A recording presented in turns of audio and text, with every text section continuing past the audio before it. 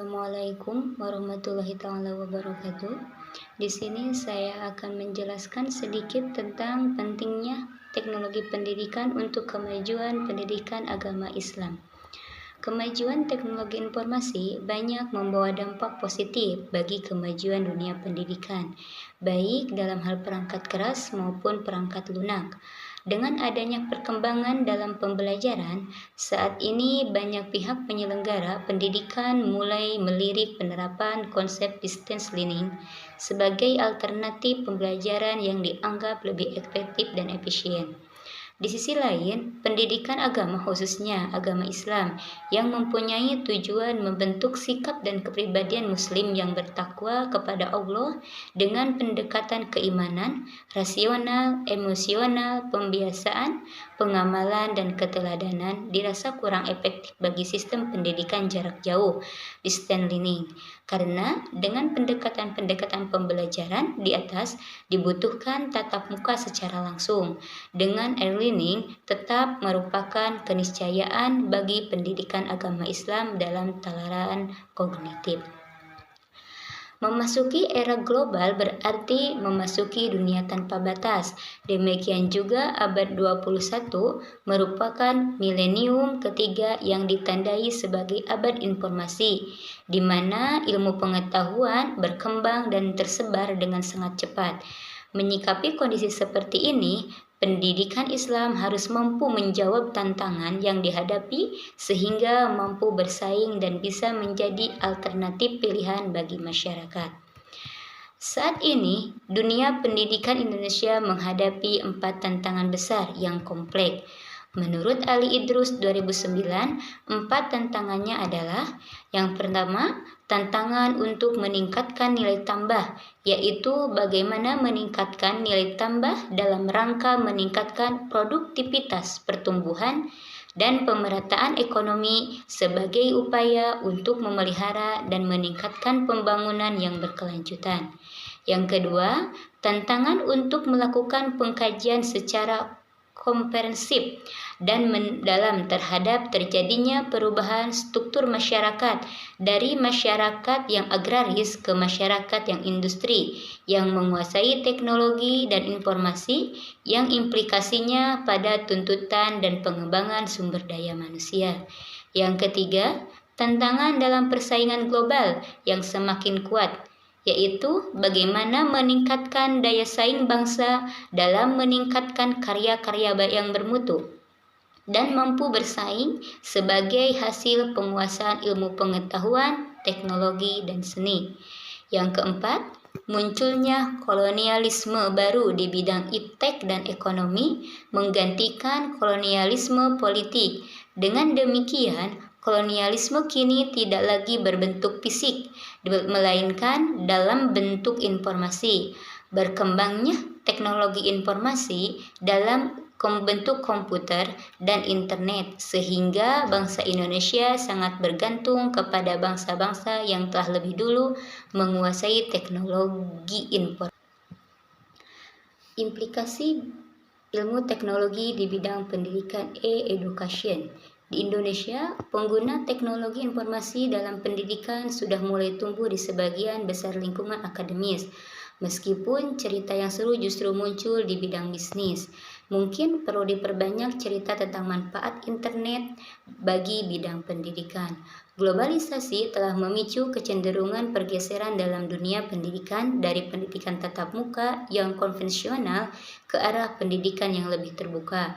Sebagai contoh, kita melihat di Prancis proyek flexible learning. Hal ini mengingatkan pada ramalan Iwan Illich awal tahun 70-an tentang pendidikan tanpa sekolah, The Schooling Society, yang secara ekstrim guru tidak diperlukan. Biosoft G meramalkan bahwa pendidikan masa mendatang akan bersifat luas, terbuka, dan dapat diakses oleh siapapun juga yang memerlukan tanpa pandang faktor jenis usia maupun pengalaman pendidikan sebelumnya. Mason R. 1994 berpendapat bahwa pendidikan mendatang akan lebih ditentukan oleh jaringan informasi yang memungkinkan interaksi dan kolaborasi. Bukannya gedung sekolah, namun teknologi tetap akan memperlebar jurang antara si kaya dan si miskin. Tony Betters menyatakan bahwa teknologi dapat meningkatkan kualitas dan jangkauan bila digunakan secara bijak untuk pendidikan dan pelatihan dan mempunyai arti yang sangat penting bagi kesejahteraan ekonomi. Sedangkan Romizhowski dan Mason dalam Suharsono 1996 memprediksi penggunaan computer-based multimedia communication yang bersifat sinkron dan asinkron berdasarkan atas ramalan dan pandangan para cendekiawan di atas dapat disimpulkan bahwa dengan masuknya pengaruh globalisasi maka pendidikan masa mendatang akan lebih bersifat terbuka dan dua arah, beragam, multidisipliner, serta terkait dengan produktivitas kerja saat ini juga dan kompetitif. Kecenderungan dunia pendidikan di Indonesia pada masa mendatang adalah berkembangnya pendidikan terbuka dengan modus belajar jarak jauh. Kemudahan untuk menyelenggarakan pendidikan terbuka dan jarak jauh perlu dimasukkan sebagai strategi utama. Yang kedua, sharing resource bersama antar lembaga pendidikan dan pelatihan dalam sebuah jaringan. 3. Perpustakaan dan instrumen pendidikan lainnya. Guru, laboratorium berbuah fungsi menjadi sumber informasi daripada sekedar rak buku. Yang keempat, penggunaan perangkat teknologi informasi interaktif seperti CD-ROM, multimedia dalam pendidikan secara bertahap menggantikan TV dan video. Dengan adanya perkembangan teknologi informasi dalam bidang pendidikan, maka pada saat ini sudah dimungkinkan untuk diadakan belajar jarak jauh dengan menggunakan media internet untuk menghubungkan antara mahasiswa dengan dosennya, melihat nilai mahasiswa secara online, mengecek keuangan, melihat jadwal kuliah, mengirimkan berkas tugas yang diberikan dosen, dan sebagainya. Ilmu teknologi juga sebagai sistem pendukung pendidikan. Dengan adanya sistem ini, proses pengembangan pengetahuan tidak hanya terjadi di dalam ruangan kelas, di mana secara terpusat guru memberikan pelajaran secara searah, tetapi dengan bantuan peralatan komputer dan jaringan, para siswa dapat secara aktif dilibatkan dalam proses pembelajaran. Mereka bisa terus berkomunikasi dengan sesamanya, kapan dan di mana saja dengan cara akses ke sistem yang tersedia secara online.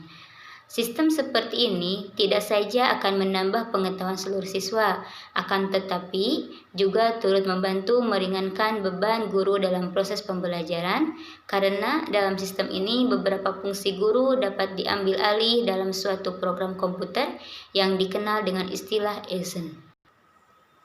Hakikat dan tujuan pendidikan Islam.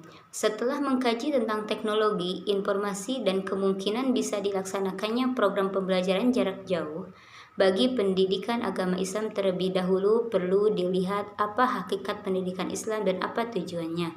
Beberapa pendapat dikemukakan sebagai berikut. Menurut Rifley 1999, pendidikan agama merupakan pengajaran tentang keyakinan, ibadah, dan kajian keagamaan yang menuntut siswa untuk menerapkan dalam kehidupannya sebagai upaya pengembangan diri. Sedangkan menurut Derajat, pendidikan agama adalah suatu usaha yang secara sadar dilakukan guru untuk mempengaruhi siswa dalam rangka pembentukan manusia. Karena itu, pendidikan Islam di masa mendatang harusnya memiliki suatu output yang mampu menjawab tantangan zaman dan memenuhi kebutuhan masyarakat. Artinya, suatu lembaga pendidikan Islam harus tidak terlepas dari jangkauan atau kebutuhan masyarakat di sekelilingnya. Dalam hal ini, yang dimaksud kebutuhan masyarakat tidak hanya terfokus pada kebutuhan ekonomi, tetapi yang terpenting sekali adalah kebutuhan nilai-nilai moral yang tumbuh dalam masyarakat, di mana masyarakat merasa aman dan nyaman dalam melaksanakan aktivitasnya karena hidup dalam lingkungan yang penuh kasih sayang, saling menghormati, dan asah-asih dan asuh satu sama lain. Keadaan demikian akan bisa terwujud ketika lembaga pendidikan berkomitmen untuk berupaya agar outputnya memiliki karakter berakhlak mulia. Untuk mencapai hasil yang efektif, pendidikan agama harus dilakukan dengan pendekatan. Yang pertama, pendekatan keimanan. Kedua, pendekatan rasional. Ketiga, pendekatan emosional. Yang keempat, pendekatan pembiasaan. Kelima, pendekatan pengamalan. Yang keenam, pendekatan ketauladanan. Mungkin perkataan saya dicukupkan sekian, mudah-mudahan ada manfaatnya. Wassalamualaikum warahmatullahi taala wabarakatuh.